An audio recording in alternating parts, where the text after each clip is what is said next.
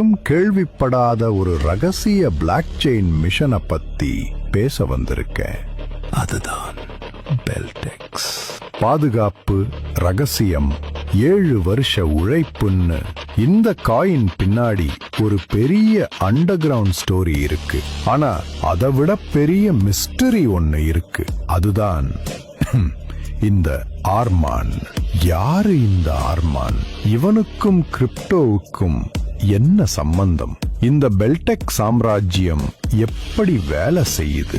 இதுல எப்படி சம்பாதிக்கலாம்? அப்படிங்கிற டீடைல்ஸ் எல்லாமே உங்களுக்காக வெயிட்டிங். ஆனா இந்த பெல்டெக்ஸின் கதையை முடிச்சிட்டு நாம போக போறது ஆர்மான் கிட்ட. ஒருவேளை அவன் ஒரு ஹேக்கரா? இல்ல பெல்டெக்ஸின் ரகசிய ஃபவுண்டரா? தெரிஞ்சுக்கணுமா? அப்போ இந்த வீடியோவை ஸ்கிப் பண்ணாம ஃபுல்லா பாருங்க. Let's dive in. கிரிப்டோ மார்க்கெட்ல 7 வருஷமா சத்தம் இல்லாம ரகசியம் மட்டுமே தன்னோட பலமா வச்சு இயங்கிட்டு வருது. இது நேத்து வந்த காயின் இல்லை. 2018 உருவாக்கப்பட்டு தலைவர் அஃபண்டிபி ஹுஸ்னி மற்றும் இணை நிறுவனர் மிஸ்டர் கிம் தலைமையில இது வெறுமனே ஒரு டோக்கன் கிடையாது. பெல்டெக்ஸ்க்குன்னு சொந்தமா பரவலாக்கப்பட்ட பிளாக் செயின் இருக்கு. முழுமையான network. No shortcut, only foundation. இப்போ இருக்கிற உலகத்துல நம்ம தரவு பாதுகாப்பு தான் ரொம்ப முக்கியம். பெல்டெக்ஸ் நம்ம எல்லார் பணத்தையும் டேட்டாவையும் இன்டர்நெட்ல எப்படி பாதுகாப்பா வைக்கிறதுன்னு யோசிச்சவங்க உருவாக்கிய ஒரு பிரைவசி கிங். இதுக்குன்னு சொந்த நெட்வொர்க் இருக்கு. ரகசியமா மெசேஜ் அனுப்ப அப்ளிகேஷன்ஸ் இருக்கு. Privacy is the ultimate power. பழைய ப்ரூஃப் ஆஃப் ஒர்க்ல இருந்து வேகத்தையும் செயல்திறனையும் அதிகரிக்க ப்ரூஃப் ஆஃப் ஸ்டேக் முறைக்கு மாறியிருக்கு.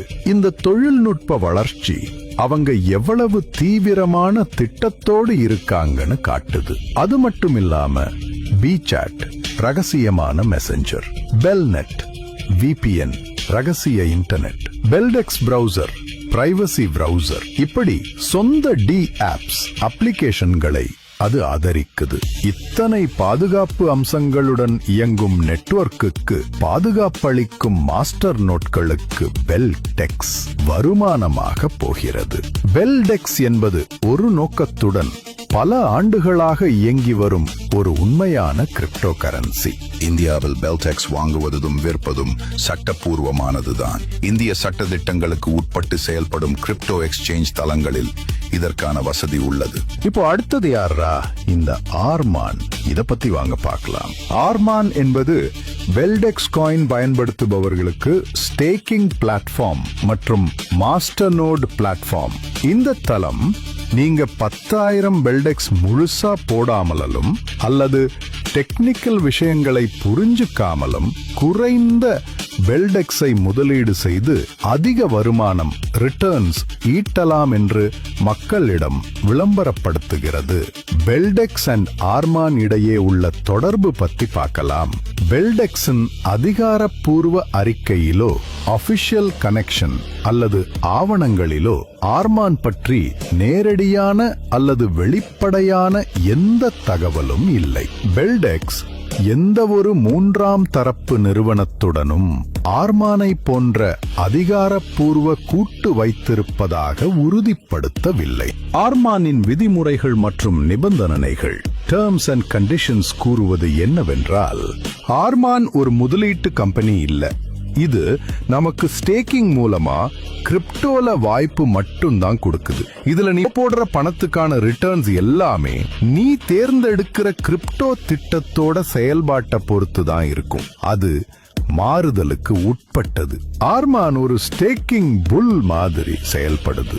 அதாவது பல முதலீட்டாளர்களிடமிருந்து பிடிஎக்ஸ் காயின் சேகரித்து மொத்தமா ஒரு பெரிய மாஸ்டர் நோட் அல்லது பல மாஸ்டர் நோட்களை இயக்குறாங்க.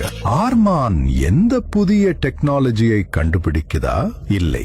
ஆர்மான் என்பது பெல்டெக்ஸின் டெக்னாலஜியையோ அல்லது பிளாக் செயினையோ மேம்படுத்தும் ஒரு நிறுவனம் இல்லை. அது வெறுமனே BTX பயன்படுத்தி திட்டங்களை வழங்கும் ஒரு தனிப்பட்ட இணையதளம். ஆர்மானுக்கு என தனியாக பெல்டெக்ஸின் ரிட்டர்னை அதிகரிக்கும்படி எந்த புதிய டெக்னாலஜியோ அல்லது ப்ராஜெக்டோ இல்லை. இது பெல்டெக் பிளாக் செயினை மட்டுமே சார்ந்துள்ளது.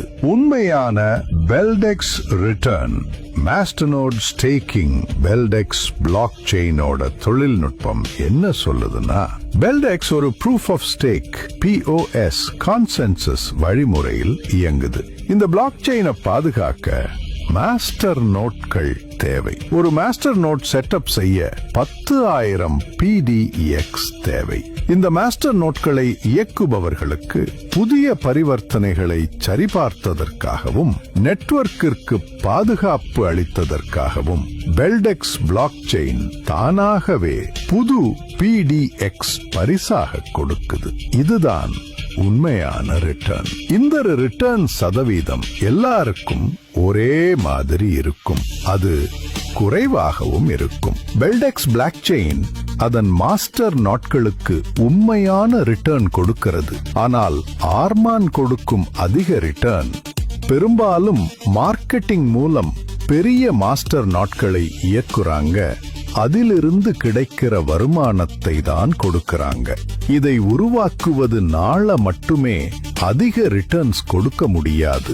புது புது திட்டத்தை மாத்திக்கிட்டே இருப்பாங்க. மாஸ்டர் நோட் மூலம் அதிக BDX உருவாக்கப்பட்டால் என்ன ஆகும்? மாஸ்டர் நோட்கள் நெட்வொர்க்கிற்கு பரிசாக BDX காயின்களை தொடர்ந்து உருவாக்கத்தான் செய்யும். இதுதான் BOS வருமானம். ட்ரில்லியன் BDX-ஐ உருவாக்கினால் BDX மதிப்பு குறையுமா ஏறுமா? ஒரு கிரிப்டோ கரன்சியின் புழக்கத்தில் உள்ள டோக்கன்களின் எண்ணிக்கை மிக அதிகமாக உயர்ந்தால் இன்ஃப்ளேஷன் அதன் மதிப்பு குறையவே செய்யும். காரணம், சந்தையில் தேவை டிமாண்ட் மாறாமல் இருக்கும்போது அதிகப்படியான சப்ளை கிடைத்தால் ஒவ்வொரு காயினுக்கான மதிப்பும் குறையும். பெல்டெக்ஸில் என்ன நடக்கிறது? மாஸ்டர் நோட்கள் தொடர்ந்து புதிய BDX-ஐ உருவாக்குகின்றன. சப்ளை அதிகரிக்கும். ஆனால் பெல்டெக்ஸ் இந்த சப்ளை அதிகரிப்பை கட்டுப்படுத்த காயின் எரிப்பு பர்ன் வழிமுறையை பயன்படுத்துகிறது. BDX நெட்வொர்க்கில் நடக்கும் ஃபிளாஷ் பரிவர்த்தனை கட்டணங்கள் மற்றும் பெல்டெக்ஸ் நேம் சிஸ்டம் பெயர்களை வாங்கும் கட்டணங்கள் எரிக்கப்படுகின்றன. இந்த எரிப்பு பர்னிங் மூலம் சப்ளை மிக அதிகமாக அதிகரித்து மதிப்பு குறைவதை தவிர்க்க பெல்டெக்ஸ் முயற்சி செய்கிறது. இப்போ காயின் பர்ன் என்னன்னு பார்க்கலாம். கிரிப்டோ வேர்ல்டுல காயினை கொளுத்திட்டாங்க இல்ல எரிச்சிட்டாங்கன்னு கேள்விப்பட்டிருப்பீங்க. எதுக்காக தங்க பணத்தை எரிப்பாங்க? இது ஒரு கிரேசி ஐடியா மாதிரி தெரியுதே. ஆனா இதுலதான் பணக்காரன் ஆகிற ரகசியம் இருக்கு. இதுக்கு பேருதான் காயின் பர்ன் மெக்கானிசம். இத ஒரு சிம்பிள் லாஜிக்ல புரிஞ்சுக்கோங்க. சந்தையில் மொத்தம் 100 சாக்லேட்டுகள் இருக்குன்னு வெச்சுக்குவோம். ஆனா திடீர்னு கம்பெனி 20 சாக்லேட்டுகளை எடுத்து யாருமே எடுக்க முடியாத ஒரு பெட்டிக்குள்ள போட்டு பூட்டிடுறாங்க.